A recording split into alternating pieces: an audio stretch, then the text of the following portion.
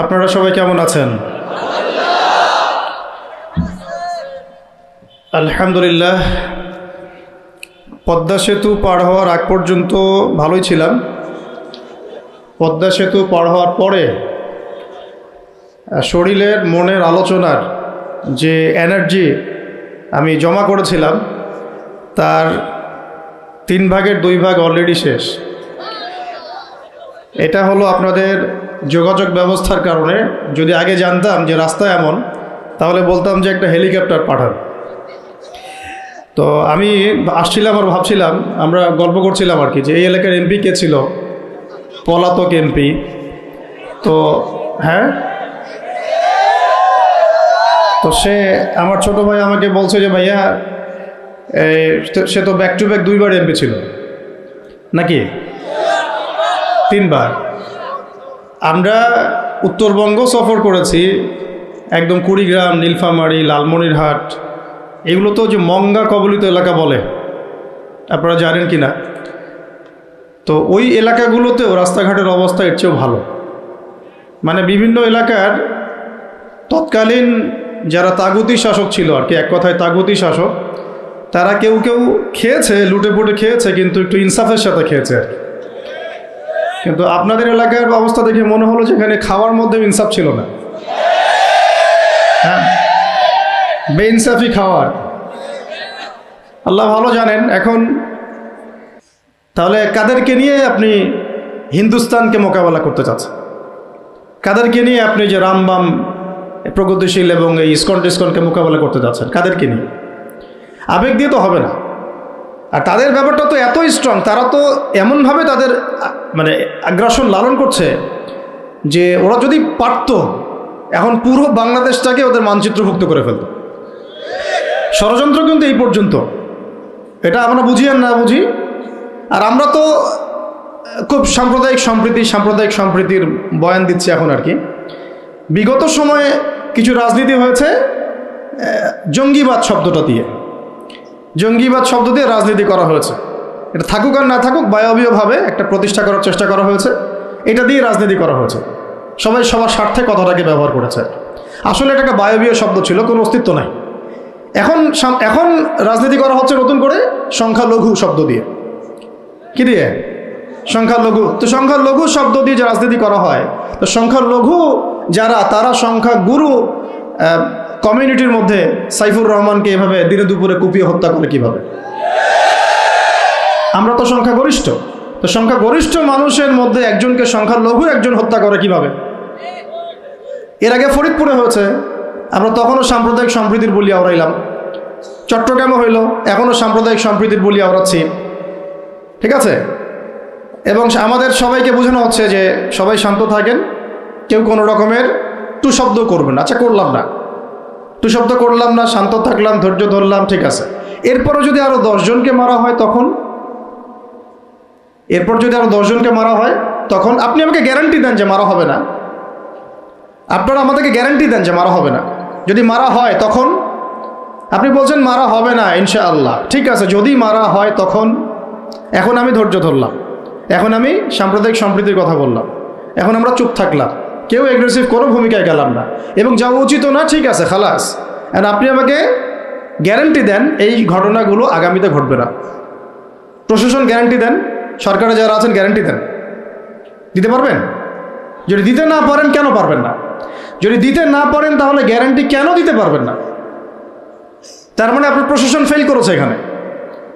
সেই ভাইকে হত্যা করা হয়েছে, সেই ভাইয়ের হত্যাকারী যদি 20 জন 30 জন হয়, প্রশাসনের পক্ষে এটা কোনো বিষয় না 30 জনকে কারাগারে নিয়ে আসা এবং আচ্ছা মতো রিমান্ডে সিদ্ধ ডিম ঢোকানো, কোনো বিষয় না।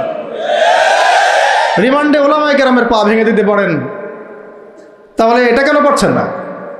তাহলে আপনারা আসলে আমাদেরকে কানাকে মক্কা দেখাচ্ছেন।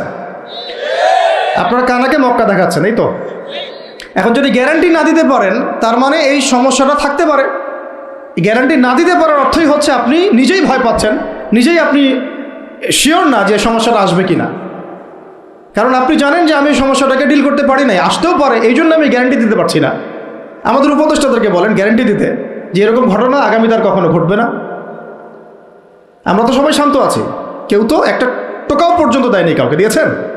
আচ্ছা ঠিক আছে, আবার আমি প্রশ্ন করছি, যদি গ্যারান্টি না দিতে পারে এবং না দিতে পারাটাই তাদের ব্যর্থতা, এবং এর যদি উপযুক্ত বিচার তারা করতে না পারে, না করতে পারাটাই ব্যর্থতা সংখ্যাগরিষ্ঠ মুসলিম রাষ্ট্রে, তাহলে এই ঘটনা যদি আগামী 1 বছরে, 2 বছরে, 5 বছরে আবারও রিপিটেড হয় এবং একজনের জায়গায় 3 জন, 4 জন, 5 জন, 10 জন পর্যন্ত পৌঁছায়, তখন আপনাদের ভাষাটা কি হবে? তখন আপনারা কি ভাষায় কথা বলবেন আর আমাদেরকে কি বুঝাবেন? এটা আমার প্রশ্ন। আরও প্রশ্ন আছে, সাইফুর রহমান যদি আপনার ছেলে হইতো তাহলে কি হতো? সাইফুর রহমান যদি আমাদের উপদেষ্টাদের কেউ হতো তাহলে কি হতো? সাইফুর রহমান যদি আমাদের যে ওলামায়ে কেরামগণ, শ্রদ্ধার সাথেই বলছি, বিনয়ের সাথে, আপনাদের যদি ছেলে হতো আপনারা কি সেম কথা বলতেন কিনা? সাইফুর রহমান যদি আপনার মেয়ের জামাই হতো তাহলে আপনি সেম কথা বলতেন কিনা? এই জায়গাগুলোতে অনেক গ্যাপস আছে। আমাদের এত স্বার্থপর চিন্তা চেতনা যে আমার তো আর নিজের ছেলে মরে নাই, আমার তো আর নিজের ভাইকে মারা হয় নাই, আপনি তো তাকে আপনার ভাই মনে করতে পারছেন না। এখন পর্যন্ত আপনি সাইফুর রহমানকে আপনার ভাই মনে করতে পারেন নাই। সবাই চুপ।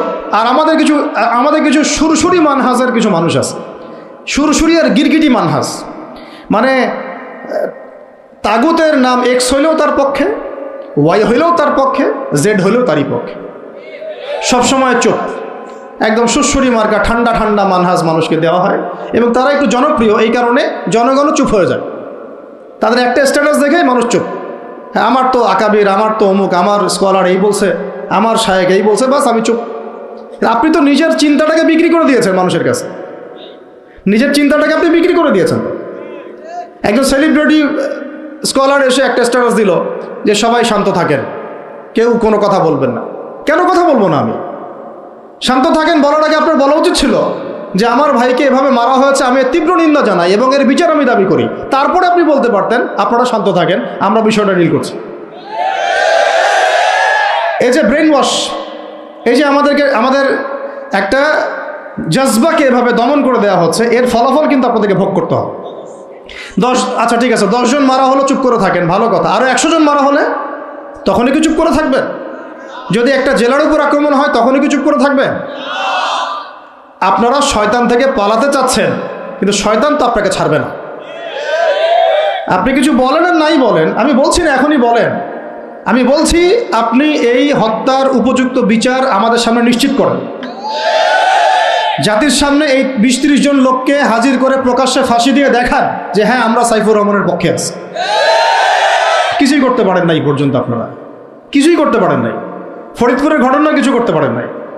এরকম ঘটনা বিচ্ছিন্ন না, এরকম ঘটনা বাংলাদেশের লাস্ট 5 বছরে এবং বিগত 15 বছরে অনেকগুলো হয়েছে। কিছু ঘটনা আমরা জেনেছি, কিছু ঘটনা আমরা জানি না, বেশিরভাগই আমরা জানি না। তো এই যে সমস্যাগুলো আমি সিরাত থেকে কেন বলছি, কারণ সিরাতে আপনাকে এগুলো সমাধান দিবে। আর এই বিষয়টা আমাকে খুব পীড়া দিচ্ছে ভিতর থেকে, যেটা আমাদের আচরণ, আমরা যে এত বেশি মানে দাসত্বের একটা ইয়াতে চলে আসছি, মেজাজটা আমাদের দাসত্বের মতো চলে আসছে। আমরা শত্রুর চোখে চোখ রেখে কথাই বলতে পারি না। শত্রুর চোখে চোখ রেখে কথা না বললে তো সে আমাকে দাম দিবে না। কই, সে তো চায়নার সাথে এসব ডিল করতে পারে না, সে তো ইভেন পাকিস্তানের সাথেও তো পারে না। পাকিস্তানে কি খুব মুসলিমদের ঐক্য আছে নাকি? না, নাই তো। ওর ইন্টারনাল অবস্থা তো আমাদের চেয়ে অনেক সময় খারাপ। কয়েকটা পারমাণবিক বোম আছে, এই কারণে তার দিকে তাকাতে পারে না। স্বাধীনতার 50 বছরে কয়টা মিসাইল তৈরি করলেন? একটাও তো তৈরি করার ফিকির করলেন না। তাহলে বিগত 50 বছরের ইতিহাস যদি আমরা ঘাঁটি, তাহলে দেখব যে যত রকমের মানব রচিত তন্ত্রমন্ত্র আছে, এই তথাকথিত গণতন্ত্রই বলেন, আর এই জাতীয়তাবাদের কথাই বলেন, আর এই তথাকথিত ধর্মনিরপেক্ষতাবাদ, আর এই কমিউনিজম যা আছে সব ফেল করেছে। পশ্চিমা সব মতবাদ এখানে এমনভাবে ফেল করেছে যেটা ইতিহাসে বিরল। তাহলে একটা মাত্র পথ আপনাদের সামনে এখন খোলা আছে, যেই পথ দিয়ে এই সমস্ত সমস্যার সলিউশন আনা সম্ভব। সেই পথটাই হচ্ছে ওই যে লেখা আছে, সিরার আলোকে উম্মার সংকট নিরসন কর। ওই সিরাতের আলোকে যদি উম্মার সংকট নিরসন করতে না পারি, আর কোনো রাস্তা আমাদের সামনে খোলা নাই। দিন কায়েমের শর্ত 3টা বলেছেন না? 3 নম্বর শর্তটাই হচ্ছে এটা যদি ইবাদত হয়, দিন কায়েম যদি একটা ইবাদত হয়ে থাকে, তাহলে সেই ইবাদত কবুল হবে শুধু একজন ব্যক্তির তরিকায়। কার তরিকায়? মুহাম্মদ রাসূলুল্লাহ সাল্লাল্লাহু আলাইহি ওয়াসাল্লামের তরিকা। ইবাদত হতে হবে এক আল্লাহর জন্যে, হালাল রিজিক থাকতে হবে, এবং তরিকা হতে হবে কার? মুহাম্মদ রাসূলুল্লাহ সাল্লাল্লাহু আলাইহি ওয়াসাল্লাম। তো মুহাম্মদ সাল্লাল্লাহু আলাইহি ওয়াসাল্লামের তরিকাই হচ্ছে সিরাত, যেটার মধ্য দিয়ে আমরা দিন কায়েম করবো ইনশাআল্লাহ। এখন মূল কথায় আসি যে সিরাত একটা গল্পের নাম নয় আর কি। যেমন ওযু করার সুন্নত আছে, তারপরে নামাজের সুন্নাহ পদ্ধতি আছে, আপনি মিসওয়াক করতে গেলেও একটা সুন্নাহ পদ্ধতি আছে, ইস্তেনজায় গেলেও একটা সুন্নাহ পদ্ধতি আছে, সওম রাখবেন সুন্নত একটা পদ্ধতি আছে। প্রত্যেকটা ইবাদতের কাপড় পরা, কাপড় খোলা, বাসায় ঢোকা, বাসা থেকে বের হওয়া, গাড়িতে চড়া, প্রত্যেকটা পদক্ষেপের সুন্নত পদ্ধতি আছে। তো সিরাত আসলে কি? সিরাত হচ্ছে একটা সুন্নত। সিরাত নিজেই একটা সুন্নত। কিসের সুন্নত? সিরাত হচ্ছে কিভাবে আল্লাহ পাকের জমিনে সমস্ত তাগুতি, কুফরি, শিরকি, বিধান, মতবাদ, শক্তিকে উপরে ফেলে আল্লাহর দিন প্রতিষ্ঠা করতে হয়, এই সুন্নত। বুঝাতে পারলাম কথাটা গভীরতা? সিরাতও একটা সুন্নত। কিসের সুন্নত? কিভাবে একটা কুফরি সমাজকে উৎখাত করতে হবে, একটা তাগুতি সিস্টেমকে চেঞ্জ করতে হবে, কিভাবে আল্লাহদ্রোহী শক্তিকে পরাজিত করতে হবে, কিভাবে যেখানে লা ইলাহা ইল্লাল্লাহ মোটেই নাই সেখানে সেটা কায়েম করতে হবে। এক কথায় আল্লাহ পাকের জমিনে আল্লাহর দিন কায়েমের সুন্নতের নাম সিরাত। বুঝতে পেরেছি কথা? এটা কোনো গল্পের নাম নয়। নবী সাল্লাল্লাহু আলাইহি ওয়াসাল্লাম এত সালে জন্ম নিয়েছিলেন, তার বাবার নাম আব্দুল্লাহ ছিল, মায়ের নাম আমিনা ছিল। This is not the reality of সিরা। এটা সিরাতের বাস্তবতা না আর কি। সিরাত মানে এটা গল্প না, ওটা আমরা আমাদের বাচ্চাদেরকে ঘুমানোর সময় শোনাই যে আমাদের শেষ নবীর নাম মুহাম্মদুর রাসূলুল্লাহ সাল্লাল্লাহু আলাইহি ওয়াসাল্লাম, তার বাবার নাম আব্দুল্লাহ, মায়ের নাম আমিনা, দাদার নাম আব্দুল মুত্তালিব, চাচা আবু তালেব, হ্যাঁ ইত্যাদি। বাবা মারা গিয়েছেন জন্মের আগে, মা ইন্তেকাল করেছেন 6 বছর বয়সে, চাচা ইন্তেকাল করেছেন 8 বছর বয়সে, এরপরে তিনি দাদা ইন্তেকাল করেছেন 8 বছর বয়সে, এরপরে আবু তালেবের কাছে তিনি মানুষ হতে লাগলেন। এইগুলো গল্প। তো এইটা আর সিরাতের আলোকে বর্তমান প্রেক্ষাপটের সমস্যা বের করা, এটাকে সলভ করা, আর সিরাতের আলোকে দিন কায়েম করা, এই জিনিসটার এক না, এটা ডিফারেন্ট। তা আমরা এখন সিরাত কেন্দ্রিক যত আলোচনাই করছি বাংলাদেশে এবং করব, আলোচনার গন্তব্যটা হবে এরকম যে সিরাতের আলোকে দিন প্রতিষ্ঠা।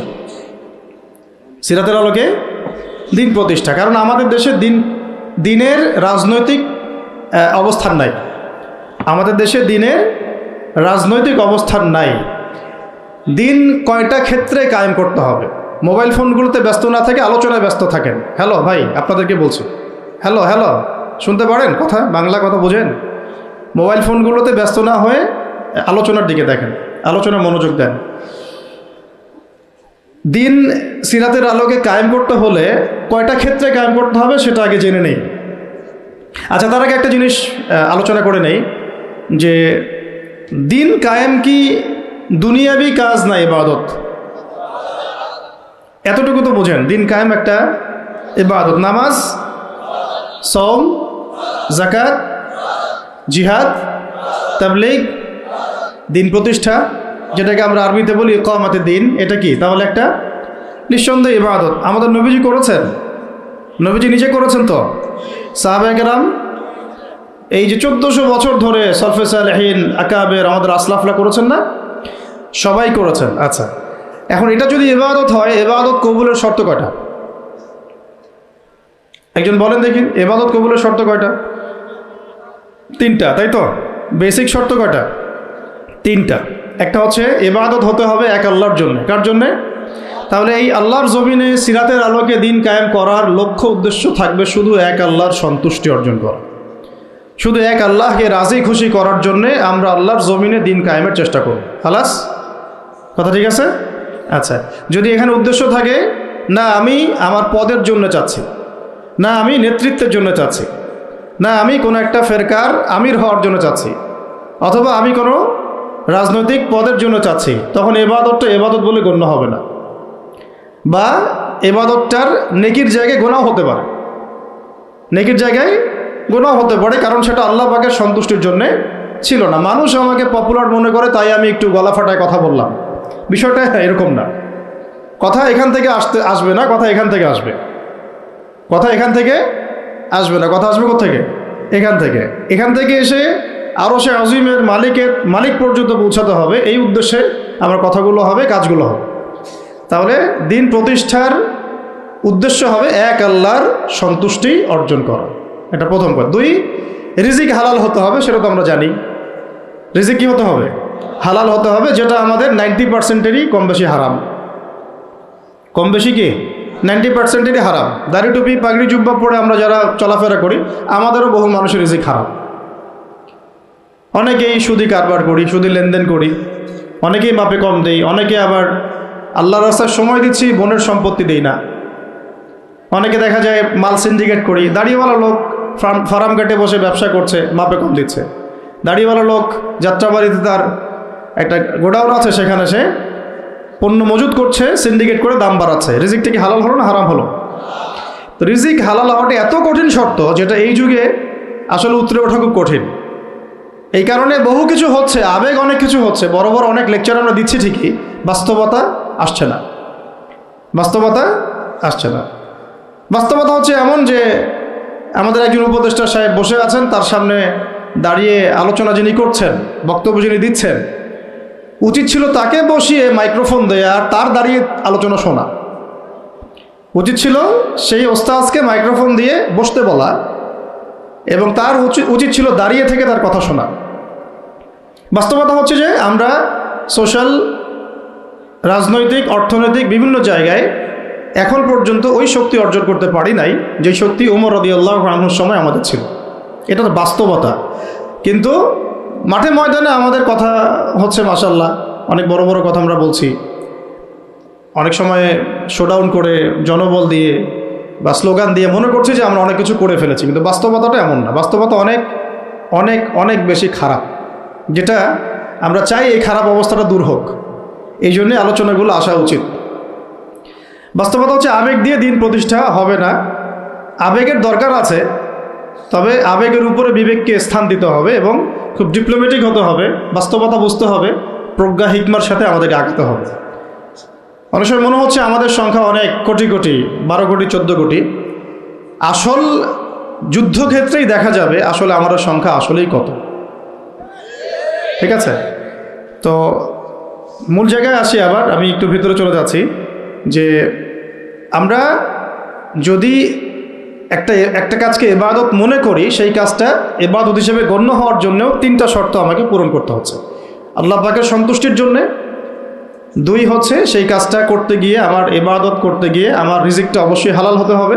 এই দুটোতেই আমরা আটকে গেছি। কিন্তু কারাগারে আমাদের ওলামায়ে কেরামগণ বসেছিলেন, তারা আলোচনা করছিলেন যে আমরা সবাই এক সেলে বসে আছি, আসলে কি সমস্যা? সবাই সমস্যা নিয়ে মোজাকারা করছেন আর কি। সমস্যাটা কি হলো? তো নাম বলতে চাচ্ছি না, আমাদের অনেক শ্রদ্ধেয় ওলামায়ে কেরাম তাদের অনেকেই বলেছিলেন যে মনে হয় ইখলাস ঠিক নাই, মনে হয় ইখলাস ঠিক নাই। হ্যাঁ, যদি ইখলাস ঠিক না থাকে কাজে বরকত আসবে না। ইখলাস কি? শুধু আল্লাহর জন্য করব, যাই করি শুধু আল্লাহর জন্য করব, মানুষকে দেখানোর জন্য না, জনপ্রিয়তা পাওয়ার জন্য না, মানুষের বাহবার জন্য না। এমনকি আমি যদি চাই বাংলাদেশে শরিয়া আইন কায়েম হোক, সেটা চাবো আল্লাহর জন্যে, আমি ক্ষমতায় গিয়ে কায়েম করবো এই জন্য না। এটা আল্লাহ পাক XYZ যে কাউকে দিয়ে করাইতে পারেন। সেটা আমি হইতে পারি, আপনি হইতে পারেন, যে কেউ হতে পারে। কিন্তু আমি চাচ্ছি শরিয়া আইন বাস্তবায়িত হোক। যদি আমি এভাবে চিন্তা করি যে না, আমাকে যেতে হবেই, আমি সেই কাজ করব, আমারই ক্ষমতা দরকার, তাহলে এটা হবে দুনিয়ার জন্য কাজ করা, আমি আমার ক্ষমতার জন্য করছি। তো মূল বিষয়টা হচ্ছে সাহাবায়ে কেরাম রাদিয়াল্লাহু আনহুম আজমাইন, তারা নিজেরা দায়িত্ব এড়িয়ে যেতেন, মানুষ জোর করে তাদেরকে দায়িত্ব দিতেন। এর ফলে কাজে বরকত হতো, ইখলাস ঠিক থাকতো। তারা দিনের বেলা ঘোড়সাওয়ার থাকতেন, রাতের বেলা দরবেশ থাকতেন। এই জন্যই দেখা যায় যে উমর রাদিয়াল্লাহু আনহুর খেলাফতের সময় একটা বকরির বাচ্চাও না খেয়ে মারা যায় নাই। সুবহানাল্লাহ। আর একটু আগে তো আপনাদেরকে একটা এক্সাম্পল দিলাম যে আপনাদের 3 বারের রাস্তাঘাটের কি অবস্থা। তাহলে 50 বছর, স্বাধীনতার 50 বছর ধরে যারা পুরো বাংলাদেশের রাস্তাই ঠিক করতে পারে নাই, তারা কত বড় দুর্নীতিবাজ চিন্তা করে নাই। 50 বছর ধরে একটা দেশকে রাডারবিহীন থাকতে হচ্ছে, স্যাটেলাইটবিহীন থাকতে হচ্ছে, পারমাণবিক কোনো অস্ত্র নাই, নিউক্লিয়ার কোনো মিসাইলস নাই, কোনো জিওপলিটিক্যাল বড় বড় রাষ্ট্রের সাথে অ্যালায়েন্স নাই। পক্ষান্তরে উল্টা কুফার, তাগুত, মুশরিকদের দাসত্বে আমাদেরকে নিয়ে গেছে। তাহলে 50 বছরের খেয়ানতের লিস্ট করলে মানে এক আসমান থেকে দ্বিতীয় আসমান পর্যন্ত হবে আর কি লিস্টটা। এত খেয়ানত 50-60 বছর হয়ে গেছে। এখনও যে বিষয়গুলো নিয়ে আমাদের কথা বলতে হচ্ছে, এটাই হচ্ছে সবচেয়ে লজ্জা। এই বিগত স্বাধীনতার 50 বছরে আমাদের এমন একটা জেনারেশন রেডিমেড পাওয়া উচিত ছিল, যাদের ঘরে ঘরে আলেম, ঘরে ঘরে হাফেজ। এখন ঘরে ঘরে খুঁজলেও, বোম মারলেও আলেম বের হয় না, ঘরে ঘরে খুঁজে ছান মারলে একটা করে হাফেজ বের হয় না, আলেম বের হয় না। ঘরে ঘরে ছান মারলে যে কোনো একটা টিকটকার ঠিকই বের হয়।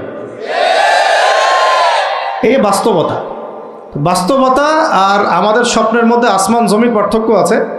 এগুলো হাসির কোনো বিষয় না, এটা হচ্ছে বাস্তবতা। মানে পুরা প্রাইমারি স্কুল থেকে শুরু করে প্রাইমারি স্কুলের শিক্ষক, প্রাইমারি স্কুলের টিচার এবং স্টুডেন্ট, হাই স্কুলের টিচার, অনার্সের স্টুডেন্ট, অনার্সের টিচার, মাস্টার্সের স্টুডেন্ট, মাস্টার্সের টিচার, তারপরে যে BBA MBA, তারপরে যে আপনার প্রাইভেট ইউনিভার্সিটি ইত্যাদি ইত্যাদি, ইভেন BCS সেক্টর, শিক্ষা কমিশন, MP মন্ত্রী, পার্লামেন্ট, সবগুলোকে যদি একটা জায়গায় আপনি বসান, সবাইকে এই 15-16 কোটি মানুষকে একটা জায়গায় বসান, দেখবেন যে এদের 90% কোরআন তেলাওয়াতি করতে পারেন। 50 বছর হয়ে গেছে স্বাধীনতা, আর কোনো রাস্তা খোলা নাই। যত তন্ত্রমন্ত্র নিয়ে আসো, যত তন্ত্রমন্ত্র, এখন তো 4-5টা আছে, আরও যদি নতুন কোনো তন্ত্রমন্ত্র নিয়ে আসে, তারপরেও এই জাতির মুক্তির কোনো পথ নাই সিরাত ছাড়া। এখন আমাদেরকে আগে সিরাত পড়তে হবে ভাই, সবাইকে আগে সিরাতটা পড়তে হবে। সিরাত পড়লে পরে আপনারা বুঝতে পারবেন যে ইনশাআল্লাহ তাআলা কোন পথে আমাদেরকে হাঁটতে হবে। এখানে টপিক অনেক ডিপ দেওয়া হয়েছে, অত ডিপে গেলে আমাদের সারা রাত চলে যাবে। আমি শুধু ভাষা কয়েকটা পয়েন্ট বলতেছি, একটু মনোযোগ দেন। নবী সাল্লাল্লাহু আলাইহি ওয়াসাল্লাম যখন থেকে কাজ শুরু করেছেন, কাজ বলতে আমি দাওয়াতের কাজ বোঝাচ্ছি, তখনকার সমাজটা কিন্তু আমাদের মতো এতটাও মানে কমফোর্টেবল ছিল না। একটা অমুসলিম রাষ্ট্রে তিনি দাওয়াতের কাজ শুরু করেছেন। মক্কা কি ছিল? একটা মুসলিম রাষ্ট্র না অমুসলিম রাষ্ট্র? অমুসলিম একটা রাষ্ট্রে তিনি অ্যাজ এ নবী তার দাওয়াতের কাজ শুরু করেছেন। সুবহানাল্লাহ। এবং তিনি সেই রাষ্ট্রের একজন পরিচিত ব্যক্তিত্ব, যাকে আস-সাদিক আল-আমিন বলে ডাকা হয়, যার আগেও কোনো গুনাহ নাই, পরেও কোনো গুনাহ নাই। এমন একজন ব্যক্তিত্ব তিনি, যার আগেও কোনো গুনাহ নাই, পরেও কোনো গুনাহ নাই, এবং তিনি একটা অমুসলিম রাষ্ট্রে ওহী প্রাপ্ত হয়ে দাওয়াতের কাজ শুরু করলেন। আর আমরা তো মুসলিম রাষ্ট্রে বসে আছি, আমরা তো মক্কায় নাই। আমরা কি মক্কায় আছি? আমরা তো মক্কায় নাই। যদি মক্কায় না থাকি, তাহলে এইরকম নতজানু পররাষ্ট্রনীতি কেন? আমরা যদি মক্কার মতো পরিবেশে না থাকি, তাহলে এত নতজানু পররাষ্ট্রনীতি কেন? তাহলে ভারতের মধ্যে আমাদের যে মুসলিম ভাইরা আছে, তারা কি করবে? তাহলে ভারতে যে মুসলিম ভাইরা আছে, তারা কি করবে? তারা কি ওদের পা ধরে করবে, সালাম করবে? হিন্দুদের পা ধরে সালাম করবে? বলেন তো। আমরা তো একটা মুসলিম রাষ্ট্রে আছি, তো মুসলিম রাষ্ট্রে থাকতে এত নতজানু পররাষ্ট্রনীতি কেন? এত দাসত্বের শৃঙ্খল কেন? তো তিনি দাওয়াতের কাজ শুরু করেছেন প্রথম কি দিয়ে, এটা একটা ফ্যাক্ট। আমরা আসলে আলোচনাগুলো আপনাদের চাইতে তাদের শোনা দরকার, যারা আলোচনা যারা করে আর কি। মানে আমি চাই বেশি বেশি তাদের সাথে কনভারসেশন করতে, যারা উম্মাকে নিয়ে ফিকির করেন, কোন দাওয়াতের কাজ করতে চান, বা মুআল্লিম বা আলেম বা হাফেজ, তাদের সাথে কথা বলা দরকার। তাদেরকে আগে বোঝানো দরকার বিষয়গুলো। অনেকেই বুঝেন না। অনেকে বায়াবিও দাওয়াতি কাজ করছেন উইদাউট এনি প্ল্যাটফর্ম। অনেকে দাওয়াতি কাজ করছেন উইদাউট এনি কানেকশন উইথ ওলামা। আলেমদের সাথে কোনো কানেকশন নেই, দাওয়াতের কাজ করতে আসেন, একটা বায়াবিও প্ল্যাটফর্ম ক্রিয়েট করে রাখতেছেন। তো আমাদেরকে আগে তাদের সাথে কথাবার্তা বলা দরকার, যে মৌলিকভাবে আমরা আসলে কিভাবে আগাবো আর কি। প্র্যাকটিক্যাল কথায় আসেন। এই যে আমরা এতগুলো কথা বলছি না, আমি আপনাদেরকে পুরা পথ ও পদ্ধতি এখানে গিলায় খাওয়াই দিতে পারবো, কিন্তু বিশ্বাস করেন গিলে খাওয়ার পরে আপনি কিছুই করতে পারবেন না। কেন পারবেন না? আপনার কোনো অ্যাসোসিয়েশন নাই, কোনো ফাউন্ডেশন নাই, কোনো সংগঠন নাই, কোনো রাজনৈতিক ক্ষমতা নাই, কোনো রাজনৈতিক দলও নাই, রাজনৈতিক কোনো অ্যাপ্রোচও নাই। কিন্তু একটা সেকুলার রাজনৈতিক দল আপনার চেয়ে ভালো ফিল্ড ওয়ার্ক করতে পারবে, কারণ তার চেইন অফ কমান্ড আছে। আমাদের তাওহীদপন্থীদের কোনো চেইন অফ কমান্ডই নাই। বলে আসতেছি বিগত 5 বছর 10 বছর থেকে একই বয়ান, মাথায় ঢুকে না জিনিসটা যে চেইন অফ কমান্ড বলে একটা কিছু আছে। যেখানে একজন আমির নাই, যেখানে একজন ইমারা নাই, একটা আমির নাই, আসাম ওয়া তাআ নাই, বায়আ নাই, যেখানে শুনলাম মানলাম আনুগত্য করলাম, আমির মামুর জামা ইমারা এগুলো নাই, সেখানে তো চেইন অফ কমান্ড আসবে না।